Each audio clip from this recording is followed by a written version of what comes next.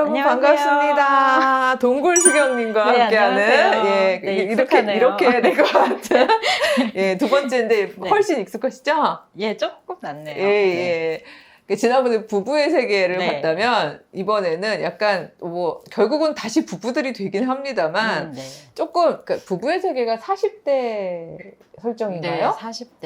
예. 그렇다면 이 드라마는 30대 설정인 것 같고 네, 극 중에 딱 30이 되는 딱 여성들. 30이 된 네. 여성들이군요. 그리고 어떤 면에서는 되게 다양한 종류의 어떤 연애나 결혼관들이 이렇게 보여지면서 특히나 이 요즘 젊은이들의 현실적인 배경을 아주 적나라하게 잘 담아낸 것 같은 드라마였죠. 이번 생은 처음이라. 예. 네. 그렇죠. 누가 두 번째겠어요. 예, 참 힘든 삶이었는데 네. 여기 세 커플이 나오는데 네. 커플들 이야기를 조금씩 해가면서 이야기를 한번 풀어보도록 하죠. 네. 첫 번째 커플은 이름이 좀 남달라서 엮인 커플이죠. 네. 그러니까 말하자면 세희하고 지호. 예, 윤지호라는 네. 이름이 남자 이름 같은데 사실은 여자 지호가 이름. 여자고 남세희가 여자 이름 같은데 이제 남자인 거죠. 네. 그래서 서로를 같은 성으로 착각해서 동성으로. 하우스메이트가 되는 예. 그런 드라마. 이 두 사람이 좀 굉장히 독특한 캐릭터였는데 네. 그 세희 같은 경우에는 아주 짧게 소개해 주신다면 어떤 인물인가요? 그러니까 세희는 그러니까 뭐 드라마에도 나오지만 한번 이렇게 사랑에 실패를 한 후에 그러니까 사랑을 믿지 않고 그냥 오직 믿을 거는 집과 고양이밖에 없다라고 생각해서 대출을 엄청 땡겨서 집을 사요. 그래서 난 여기서 늙어 죽겠다. 그런데 대출금이 이제 만만치 않으니까. 이자랑 원금이랑. 그래서 그걸 이제 해결하기 위해서 하우스메이트를 드리거든요. 그래서 하우스메이트의 이제 조건이 몇 가지 있는데 첫 번째 하우스메이트가 실패를 하고 그 다음에 이제 드린 사람이 지호. 지호가 남자인 줄 알고 이제 네, 드린 네. 거죠. 그러니까 약간 하우스 푸어. 집만 있으면 아, 된다라고 집, 생각하는 하우스 푸어. 근데 결국은 집하고 고양이란 말을 들으니까 그러니까 그런 생각, 왜 검은 머리 짐승은 뭐 거두는 게 아니다 뭐 이런 표현도 네. 있습니다만 말 그대로 인격 대 인격으로 만나고 이런 것들을 할 자신이 없이 마음이 굉장히 닫혀 있는 네. 남자이군요. 네, 네, 네. 예. 그렇죠. 그리고 지호라는 친구는 작가 지망생이었던 것 네, 같기도 한데. 지호는 약간 조금 극 중에서는 명문대 출신의 그렇죠. 작가 지망생인데, 그러니까 자기가 이루고자 하는 꿈은 있지만 집은 없는 조금 민달팽이 같은 그런 여성인데 이제 살 집을 구하기 위해서 이제 전전하다가 이 집에 들어오게 되는 거죠. 결국은 들키고 둘만 들킨 네. 정도도 아니고 이제 그 남자 엄마한테도 들키고 네. 이러면서 네. 소위 말하는 결혼이라는 제도. 그러니까 저는 그 장면 되게 인상적이었는데, 그러니까 이게 안 되겠다 싶어가지고 지호가 결국은 다시 집으로 돌아가야 되는, 네. 그러니까 자기 고향으로 돌아가는 그 버스 터미널에서 네, 예의상 데려다준 그 세희가 네. 네. 그 굉장히 저기요 이러면서 그런 거죠. 그러니까 그 뭐죠? 시간 있으시면 혹시 시간이 좀 되시면 네. 저랑 결혼하시겠습니까?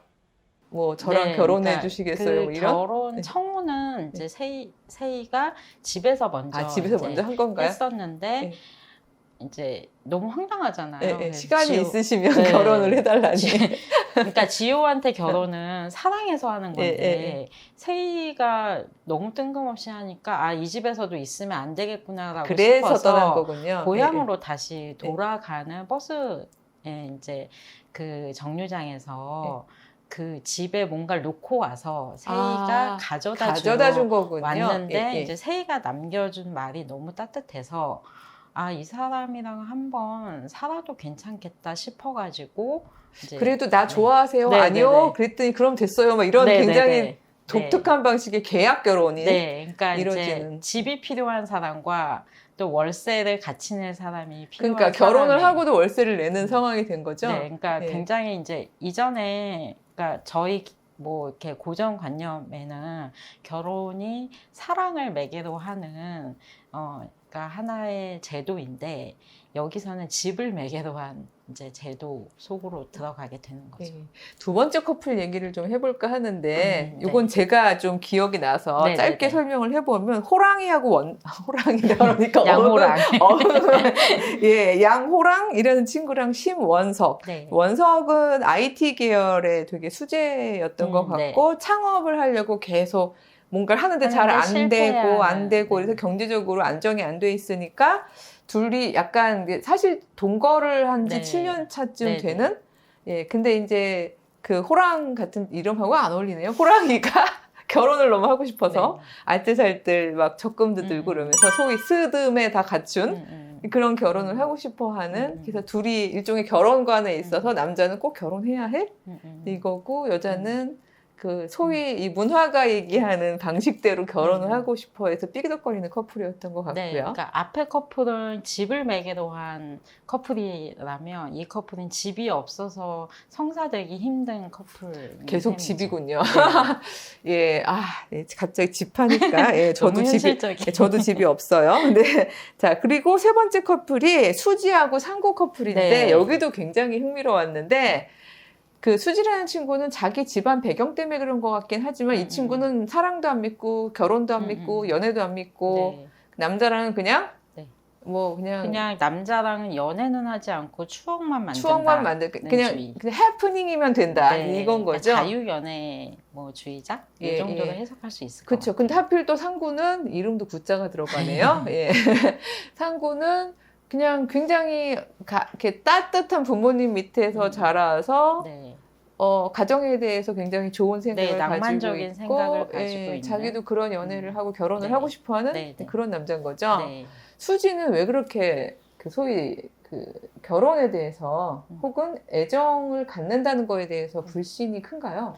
그러니까 수지는 일단 어머님이 장애인이세요. 그래서 약간 자신이 이 엄마를 감당해야 된다는 생각을 우선 가졌었던 것 같고, 그래서 결혼을 하기에는 자신이 부적합하다라는 생각을 가졌을 것 같고, 또 수지가 그 극 중에서 굉장히 여성들에게 배척을 당하는 장면들이 나와요. 그러니까 굉장히 예쁘고 늘씬하거든요. 그래서 남자들의 성희롱 대상이 되기가 굉장히 쉽고, 그리고 그걸 여성들이 오히려 수지를 좀 약간 뒤에서 욕하면서 그러니까 왕따시키는 좀 그런 장면들이 나와서, 그러니까 그런 걸 본다면 수지에게 사랑이라는 건 결국에는 자신을 이용하거나 아니면 자신을 배척하려 하는 어떤 하나의 도구밖에 되지 않는구나라고 여기게 됐을 것 같아요. 그리고 극 중에 수지 아빠가 누군지 모르죠.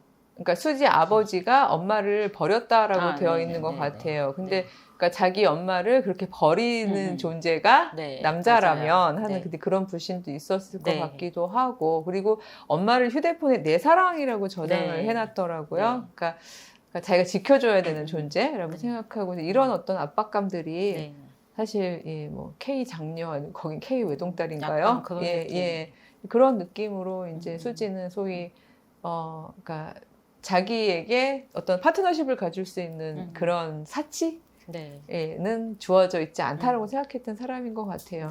근데 그런 수지의 마음을 움직였던 상구의 대사가 있었는데, 우리 대사를 가지고 글을 쓰셨던 우리 동굴 수경님께서 혹시 기억이 나실까요? 기억이 안 나십니까? 뭔가요? 저는 그 대사만 기억이 납니다. 드라마의 말들 듣고 싶은데요. 아니 그때 그랬어요. 그러니까 그때도 굉장히 이렇게 왜 고슴도치 같이 가시 같이 계속 찔러대는 수지를 향해서 그 상구가 얘기하면 네 말이 나를 찌르면 너무 아프다고 너무 아파. 근데 수지야라고 얘기하면서 그래도 만약에 네가 그렇게 가시처럼 막 찔러서 그게 달아서 조금씩 동글동글해질 수 있다면 우리 동굴 수경처럼 그렇다면 내가 찔리는 게 낫겠다는 생각이 든다고 그런 이야기를 하거든요.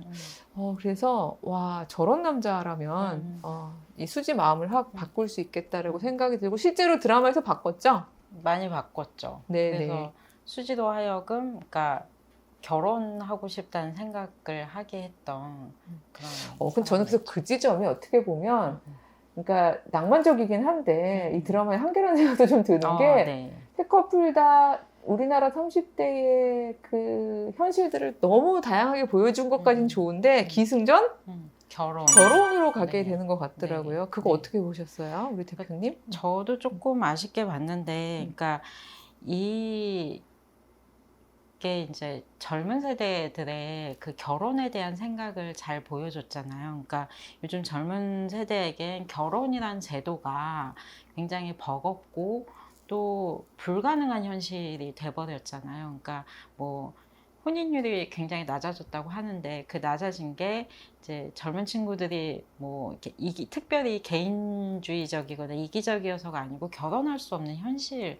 돼버린 거잖아요. 여기서 이제 집을 매개로 그렇게 한 것처럼. 그럼에도 불구하고 그러니까 결혼이라는 선택을 하고 싶어하는 친구들도 있다라는 것을 보여주는 것까지는 좋았는데 한 커플 정도는 좀 다른 선택을 하는 커플을 보여줬으면 커플이 아니더라도 다른 선택을 하는 인물을 보여줬으면 조금 더 현실적이었었겠다 그런 생각이 좀 들었어요. 예, 수진애가 좀 그럴 수 있었을 수도 그러게요. 있었을 것 같은데. 예. 네, 마지막에 깜짝 놀랐어요. 셋 다 웨딩드레스 같이 입고 오고 호랑이는 아이까지 안고 호랑이 아무리 생각해도 이름이 호랑이 해니까요. 예. 그래도 그 드라마도 저도 그러니까 제 감수성보다는 조금 젊은이들의 것임에도 불구하고 굉장히 다양한 그 자기 의미들이 많이 담긴 것 같아서 또 인상적이었던 드라마였던 것 같습니다. 그러니까 제가 이제 이번에 준비하면서 보니까 이 드라마가 벌써 5년 전 그렇군요. 드라마더라고요. 예. 그래서 이런 드라마가 2022년에 다시 쓰여진다면 어떻게 그려질까 그게 되게 궁금해지기도 했었어요. 우리 작가님이시기도 한데 드라마 작가로도 한번 데뷔해 보시면 어떨까요? 포기했어요. 시도를 하셨었다면 포기하지 마세요. 아이고 아니에요.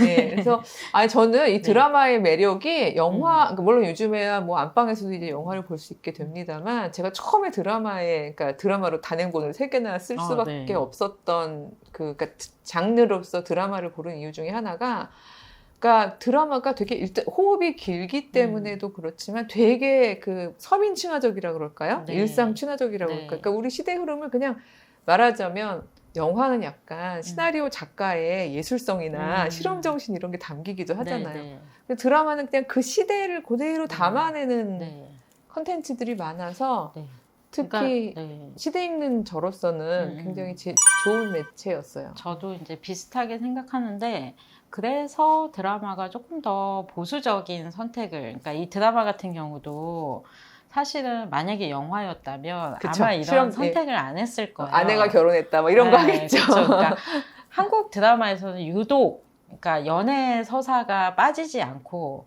그 다음에 꼭 그 커플 누군가는 결혼을 해서 아이를 낳는 것까지 보여줘야지 맞아요. 우리 이제 시청하시는 분들이 안심을 하는 거죠. 뭐 의사도 연애하고 막 판사도 연애하고 막 다 그렇죠. 그래서 그 부분이 조금 너무 보수적이라는 생각이 들고 좀 답답하기는 한데 그래서 이제 뭐 어머니는 TV 드라마를 보시고 딸들은 넷플릭스로 달려가는 그런 이제 약간은 조금 차이가 벌어지는 현상이 있는데 그럼에도 불구하고 말씀하신 것처럼 드라마가 지금 보편적인 사회상을 가장 잘 드러내주고 있다고 생각을 해서 저도 이제 가급적이면 조금 이렇게 잘 보고 잘 해석을 해봐야겠다 그런 생각을 하게 되는 것 같아요. 차세대 여성 입장에서 그다음에 기독교인 입장에서 드라마 리뷰를 열심히 해주시고요. 좋은 글 많이 써주시기를 응원합니다. 저는 퇴장할래요. 낭만소연님 따라서 가고 있습니다. 퇴장할래요. 네, 우리 인사하고 마칠까요? 감사합니다. 안녕.